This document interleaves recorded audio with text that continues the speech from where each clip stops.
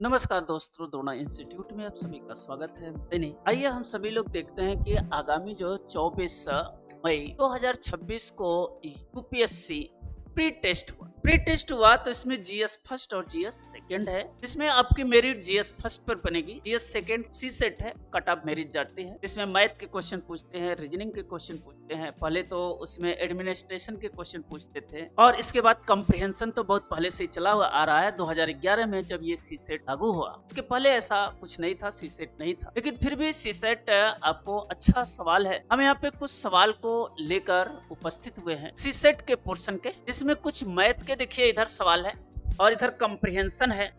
तो मैथ के जो सवाल है देखिए यहाँ पे हमें का the digit of the unit place of the number, हमें यूनिट प्लेस की बात कर रहा है। मैथ जो है आसान है, समझना है और मैथ पूरे के पूरे नंबर देता है, इसलिए आप मैथ को जो है आसानी से समझ सकते हैं। जैसे ये नंबर सिस्टम से सवाल है, समझा रहे हैं यूनिट डिजिट क्या होता है, इस सवाल को सॉल्व करेंगे आसानी से। विद इन जो है आप 20 सेकंड के अंदर ही इसे सॉल्व कर सकते। मैथ की आपकी अंडरस्टैंडिंग होनी है और पेपर ठीक है, कोई खराब नहीं है, अच्छा पेपर है। क्योंकि जमाने बदले हैं, इंटरनेट की दुनिया आई है, सोशल मीडिया का जमाना है, आपके पास रिसोर्सेज बहुत ज्यादा है। तो ऐसे में यूपीएससी का जो अपना लेवल है वो हमेशा मेंटेन करके चलना। आपको क्या करना है, अब ऐसे परिवेश में स्टडी ज्यादा करना पड़ेगा और शांति पूर्वक बैठ करके स्टडी करना होता है। और यूपीएससी धैर्य मांगता है, साहस मांगता है और आप धैर्य पूर्वक, साहस पूर्वक आप जो है पढ़ाई करते रहिए और इसके बाद जो है आप एक दिन जरूर सिलेक्ट हो जाए। हम लोगों के जमाने में इतने जैसे क्वेश्चन आप लोग टफ कर रहे हैं इतना नहीं था, हाँ फिर भी था। एसेंशियल रीजनिंग के क्वेश्चन केवल एक सही है, केवल दो सही है, 2011-12 से ही लागू हो गया। लेकिन उस समय इंटरनेट की दुनिया नहीं थी, इतनी सोशल मीडिया नहीं थी, इतने रिसोर्सेस नहीं थे हमारे पास। हम लोगों के पास लिमिटेड बुक थी, वही लाकर पढ़ना, उसी से क्वेश्चन बना। जैसे जैसे दुनिया बदली, यूपीएससी ने अपना लेवल अच्छा किया हुआ है, आपको उसके लेवल के अनुसार अपने को ढालना पड़ेगा और ढाल करके आप यूपीएससी में सेलेक्ट हो सकते। इसलिए घबराने की बात नहीं है। इस बार पेपर अच्छा नहीं हुआ, लगे रहिए, जहां आप कमियां हैं बार बार उसको दूर करते रहिए, जरूर सेलेक्ट हो गए। तब तक हम लोग सवाल को देखते हैं कुछ। यहाँ पे देखो, यहाँ पर हमने उठाया हुआ है सवाल यूनिट डिजिट। यूनिट डिजिट जो होती है 1 2 3 4 5 6 7 8 और सिंगल डिजिट को ही यूनिट डिजिट कहते हैं। जहां पे डबल डिजिट आएगा छोड़ देंगे, यूनिट डिजिट लास्ट वाली डिजिट देखते हैं। एक तो यह मल्टीपल के रूप में आता है, एक जो है एडिशन के रूप में आता है और एक जो है आपको मिलता है पावर के। ये तीन प्रकार के आपको नंबर सिस्टम में है, पढ़ेंगे। अब जैसे एग्जांपल इसका दे रहे हैं, हमने दिया 2 3 5 1 6 3 into 1 0 2, ऐसे दे दिया। तो देखो ये सब कट जाते हैं। 5 में 3 का गुणा किया 15, 5 में 2 का गुणा किया 10 और जहां पे 5 और 2 आया लास्ट में, यूनिट डिजिट इसका कितना आ जाएगा, 0 आएगा।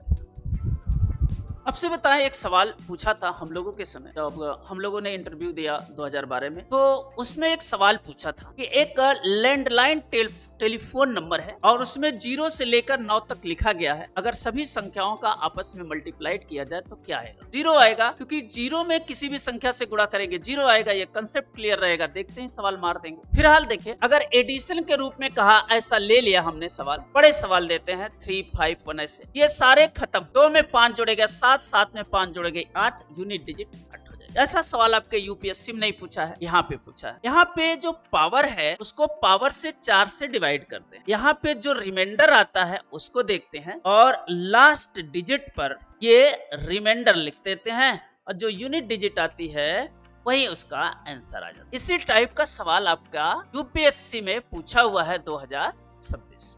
अब कहेंगे कि ये 4 से क्यों डिवाइड करते हैं? 4 से इसलिए डिवाइड करते हैं कि कोई भी संख्या हो वो 4 संख्या के बाद 5वीं से फिर रिपीट करने लगती है, तो हर 4 डिजिट के बाद फिर रिपीट करते हैं। जैसे कैलेंडर निकालते हैं वैसे इसका भी है। अब सवाल यहाँ पर एक दिया हुआ है आपको, देखिए समझाते हैं। 6 के पावर 129 मल्टीप्लाइड बाई 7 के पावर 307, ऐसे यहाँ पे ये सवाल दिया है और पूछ रहा है इसका यूनिट डिजिट बताइए कितना। देखो 6 के power any number equal to 6 ही हो, याद रखना 6 के का कितना भी पावर हो वो 6 ही होगा।